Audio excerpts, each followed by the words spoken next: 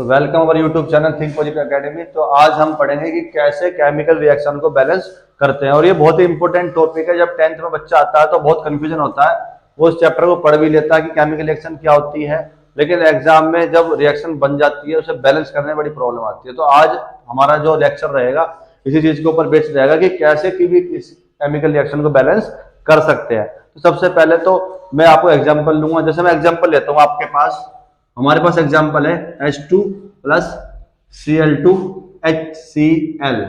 अब मेरे पास ये केमिकल इक्वेशन बन चुकी है कि हाइड्रोजन प्लस क्लोरीन दोनों को मैंने कंबाइन करा, वो बनता है HCl। अब सवाल ये उठता है कि भैया मैं इसे बैलेंस कैसे करूं, ये बड़ा इंपॉर्टेंट बात है। तो सबसे पहले आपको सीखना पड़ेगा, ये वाला जो हिस्सा होता है, ये वाला, इसे बोलते हैं रिएक्टेंट। क्या बोलते हैं बेटा? इसे बोलते हैं रिएक्टेंट। और रिएक्शन के जो इधर वाला हिस्सा होता है इसे क्या बोलते हैं जी? प्रोडक्ट। क्या बोलते हैं जी?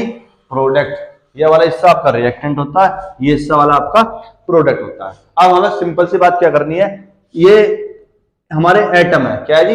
एटम। अब रिएक्टेंट के एटम बराबर करने होते हैं किसके? प्रोडक्ट के एटम के। कैसे? यहां पे लाइन बनाओगे, हाइड्रोजन के कितने एटम है, मतलब आपका हाइड्रोजन कितने हैं यहाँ पे? 2। और Cl कितने यहाँ पे? 2।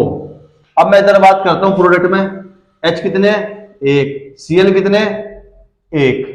अब करना क्या होता है, जब भी आपको केमिकल इक्वेशन आती है तो आपको दोनों तरफ के एटम इक्वल करने होते हैं।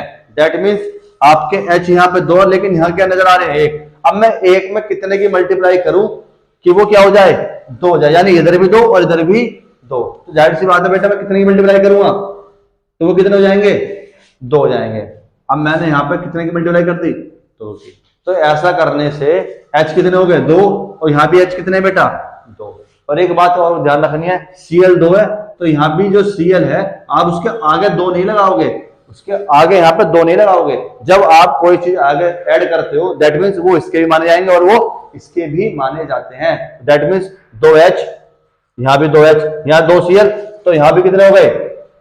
2 Cl। इसे बोलते हैं बैलेंस केमिकल इक्वेशन। और बाकी बहुत एग्जाम्पल के साथ आपको समझाने की कोशिश करते हैं।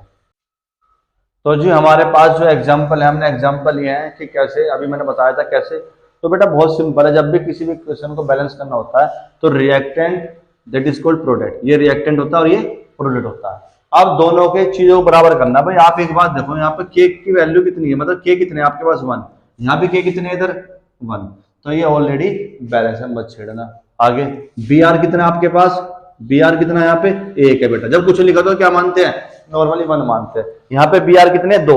अब ये दिक्कत हो गई जी कि प्रोडक्ट में बी आर 2 आ रहे हैं और रिएक्टेंट में बी आर 1 आ रहा है। तो आप ये 2 है और यह 1 है, तो यहाँ कितने की मल्टीप्लाई करोगे?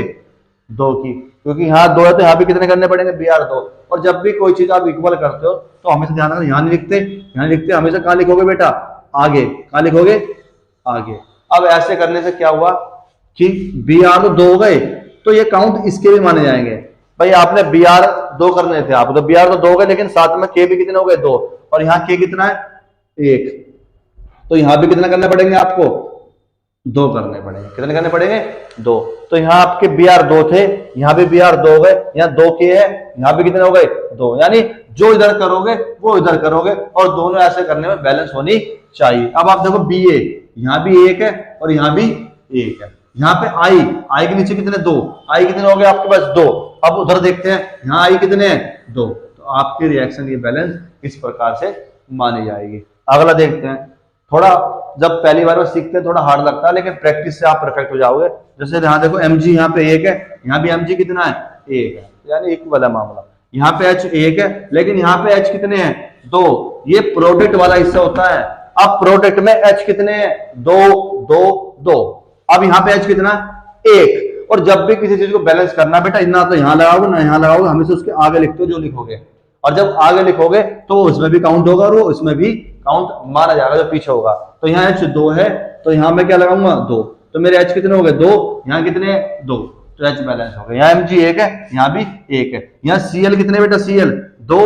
यहाँ Cl कितने हैं? 2। तो इसे बोलते हैं balance chemical equation. Thank you for watching.